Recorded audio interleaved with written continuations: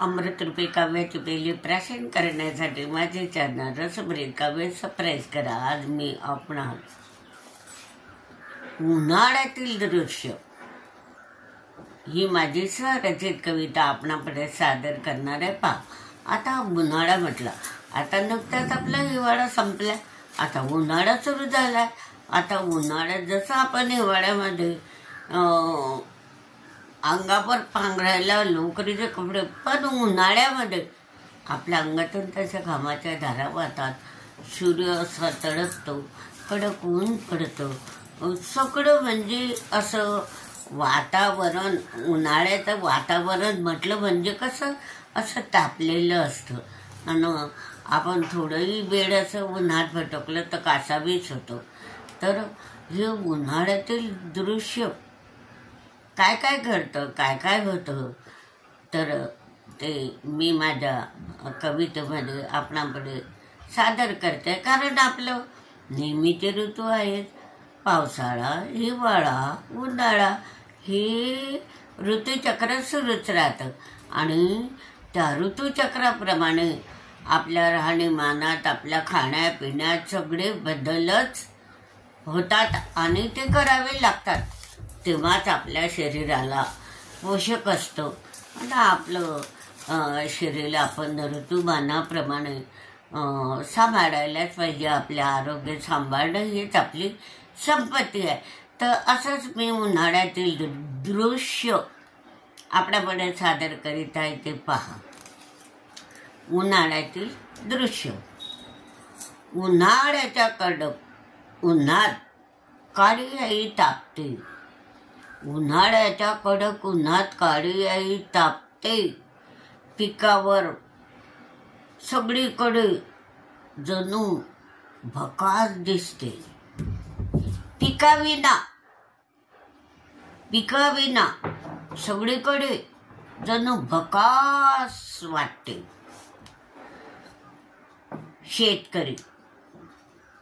शेतकरी दादा करतात नांगरणी वखरणी, घामाच्या धारा निघतात साऱ्या अंगातून. शेतकरी दादा करतात नांगरणी वखरणी, घामाच्या धारा निघतात साऱ्या अंगातून. खिल्लारी जोडी सतत कामाने थकतात, खिल्लारी जोडी सतत कामाने थकतात आणि बांधावरील झाडाखाली विसाव्याला बसतात. बांधावरील झाडाखाली विसाव्याला बसतात.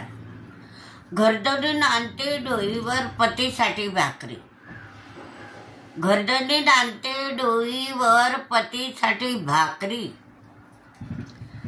वृक्ष छायेखाली बसे, गप्पा गोष्टी करतात, खातात पोटभरी.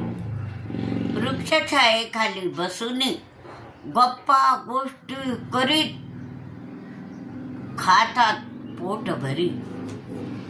गाई गुरे सर्वत्र रिकाम्या शेतात चरतात, हे रिकाम्या शेतात चरतात. गाई गुरे सर्वत्र रिकाम्या शेतात चरतात. चौफेर बघून गुराखी सुरेला पावा वाजवतात.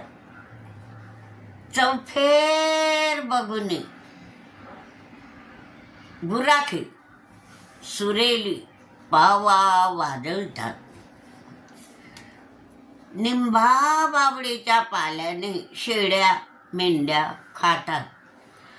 निंबा बाबडीची पाने शेळ्या मेंढ्या खातात, पोट भरतात, मग घराकडे भराभर पडतात.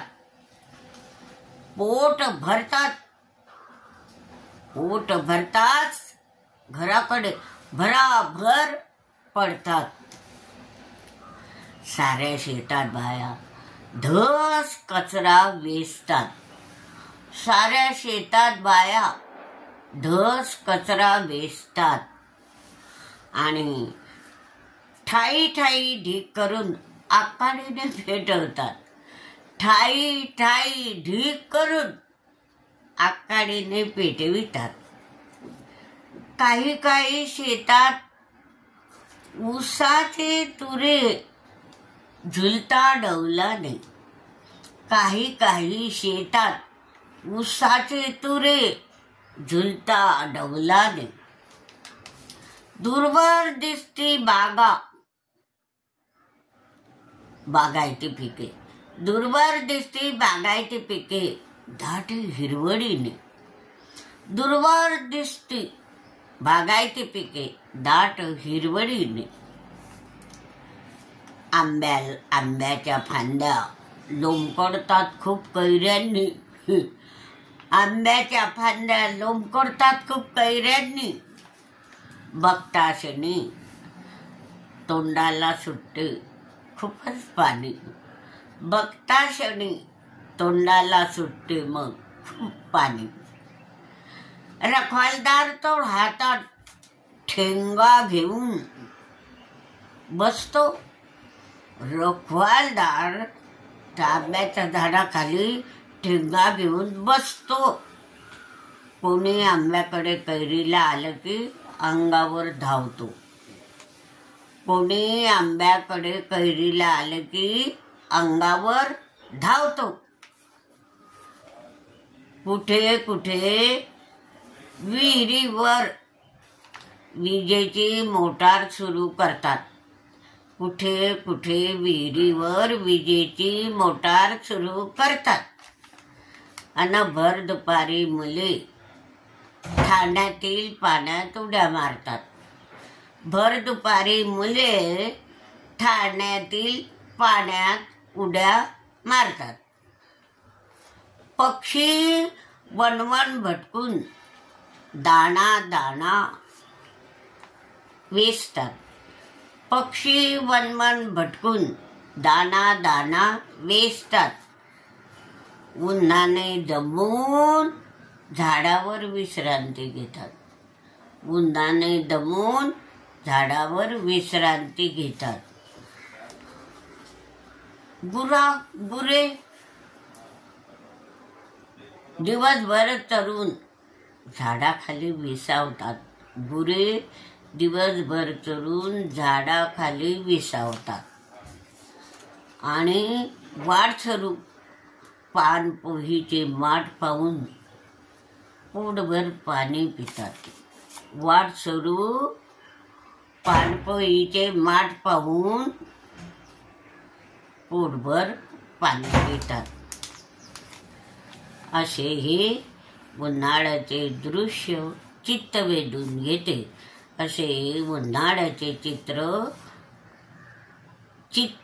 वेधून असे हे उन्हाळ्याचे दृश्य चित्त वेधून घेते आणि गरम हवाने साऱ्यांनाच हैराण करते आणि गरम हवाने साऱ्यांनाच हैराण करते गरम हवाने साऱ्यांनाच हैराण करते अशा प्रकारे हे उन्हाळ्याचे दृश्य कसे असते हे मी कवितेमध्ये सादर केले आहे ते अवश्य पहा आणि हा व्हिडिओ लाईक व शेअर करा.